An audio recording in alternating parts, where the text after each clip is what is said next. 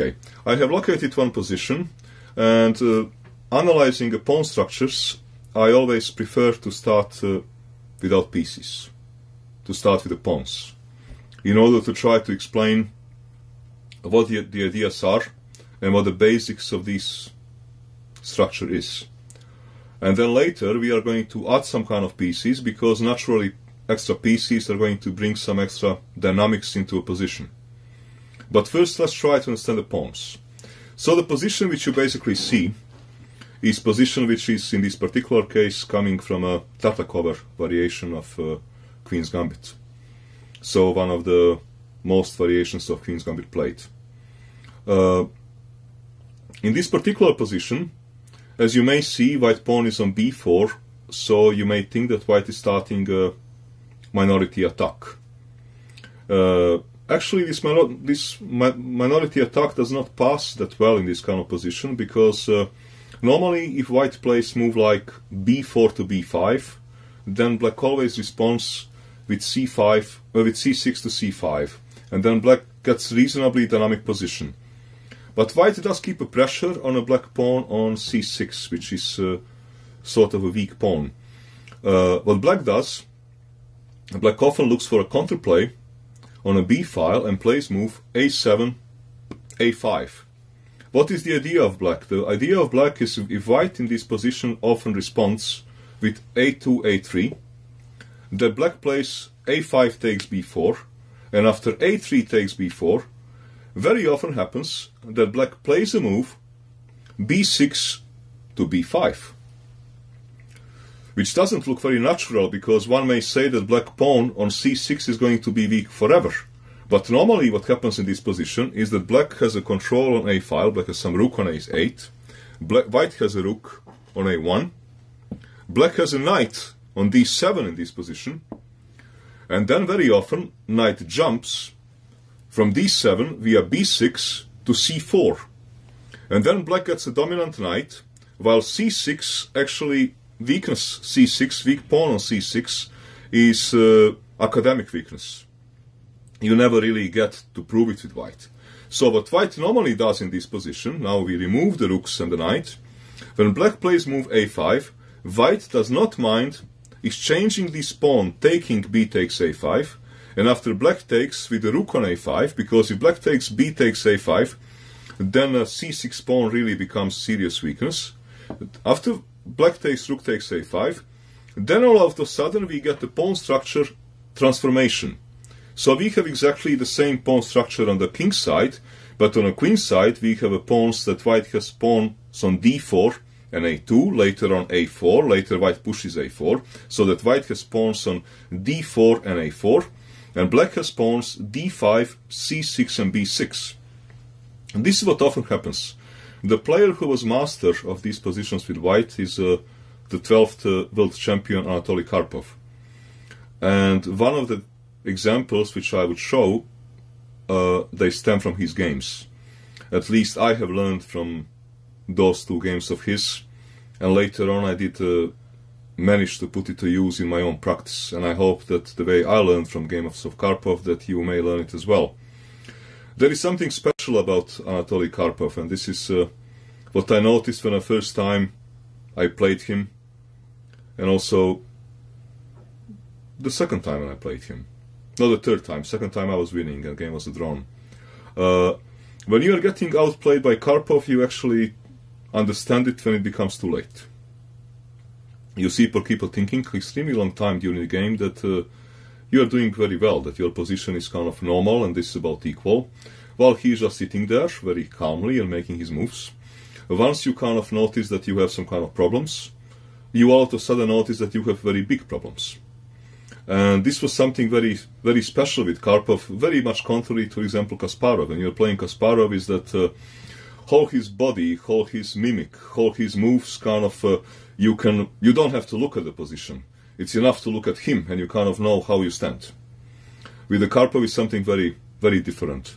And this sort of extreme power which he had in slowly outplaying his opponents without them even really noticing it, is something which makes him quite different compared to any other world champion. I would now also kind of in this position which you see, what I'm going to do, I'm going to also add two bishops, which normally are always present in this position. So black bishop is on b6, is on b7, and white bishop is on d3. Well, those two bishops are actually very important because black bishop on b7 has one practical use in this position. Namely, he defends potentially weak pawn on c6. And as long as the black bishop stays there, well, this pawn cannot be attacked very easy. But this black bishop on b7 has one, well, very serious drawback. It is quite passive compared to his white colleague on d3, who is very active bishop. So actually, it is quite often in black's favor, provided he can take care of his weak pawn on c6, to play move bishop a6, and to trade those two bishops off, because then the activity of a white bishop and potential for kingside attack diminishes. The way white normally improves this particular position, which we have, this pawn structure, because black has a weak pawn on c6, but this pawn can not be easily attacked. Black has another potentially weak pawn on b6, but this pawn also cannot be easily attacked because in this position black has always his knight on d7.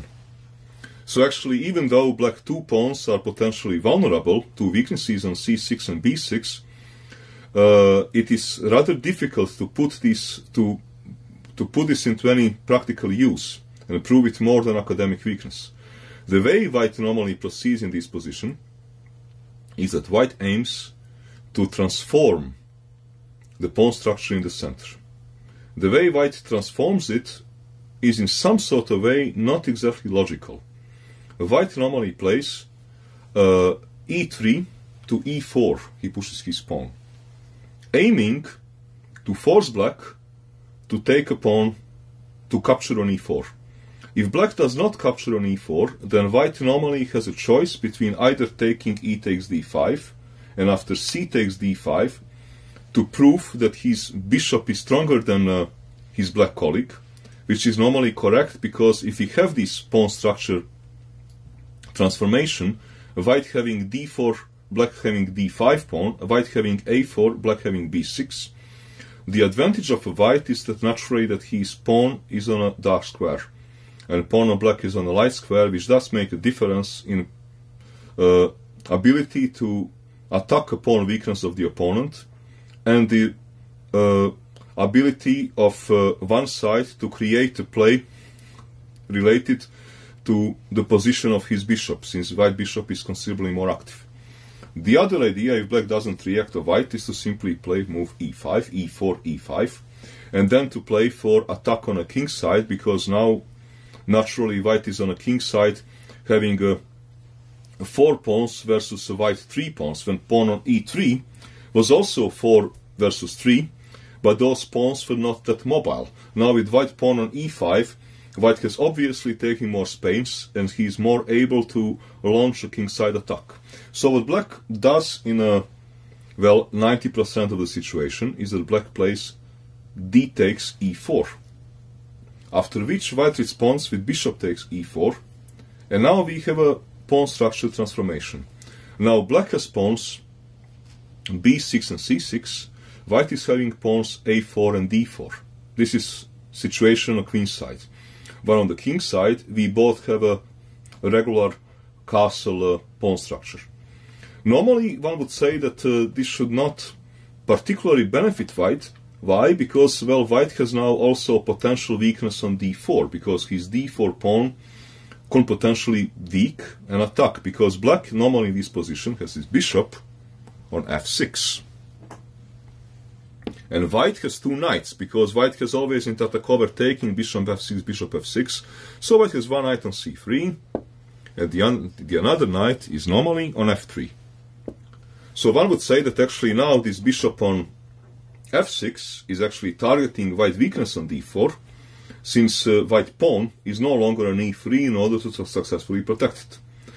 But however, with this trade, white has created something for himself, and this is namely that e-file is now open, and normally white gets control on e-file better than black, because white normally has rook on e1, he also has rook on a1, and black has normally rook on e8. Practice has shown that it is easier to white to take control of e-file. Then also important part is that white often takes on e4 with the knight from c3. So actually white has a knight on e4 and bishop on d3. Why is it important? It is important because then bishop from d3 can be transferred to c4. When bishop is standing on c4, it is hitting a black target, which is pawn on f7. Black has normally king on g8. White is having king on g1. Queens are also normally present on the board. The white queen mostly on c2. Black queen can be on different places. Let's put it now here for the argument's sake on c7.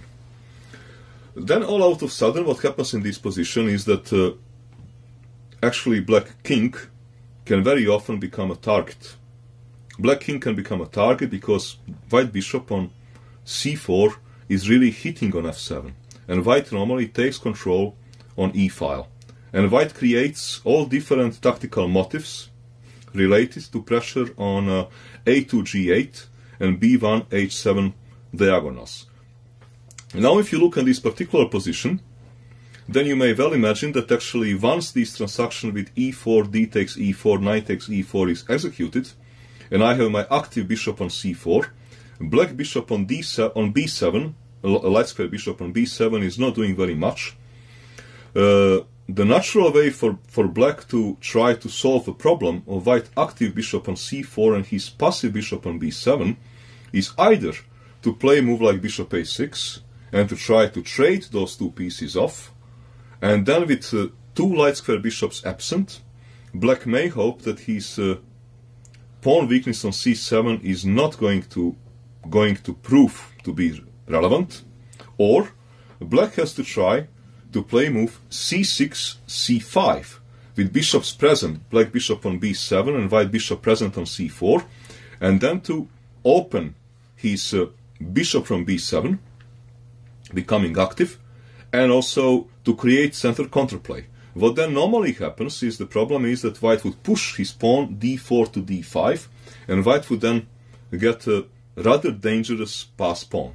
We are going to see all these elements in this two-mentioned game of Karpov and one game of mine, and now I'm going to try to get to these games and try to get to business.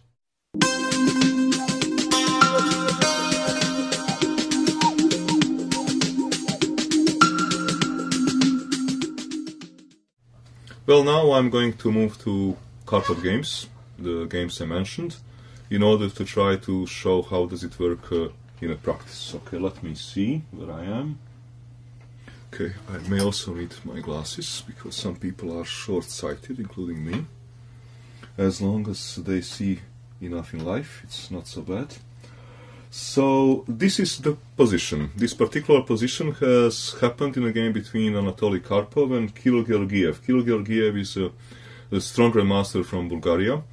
Actually, next to Topalov, maybe and Chaparinov, one of the best grandmasters, maybe not, certainly the best grandmaster that ever came out of Bulgaria. Kirill Georgiev was a former world junior champion and is already, well, 30 years, certainly in a world top. The game was played in a Tilburg, a famous Dutch traditional tournament, in 1994.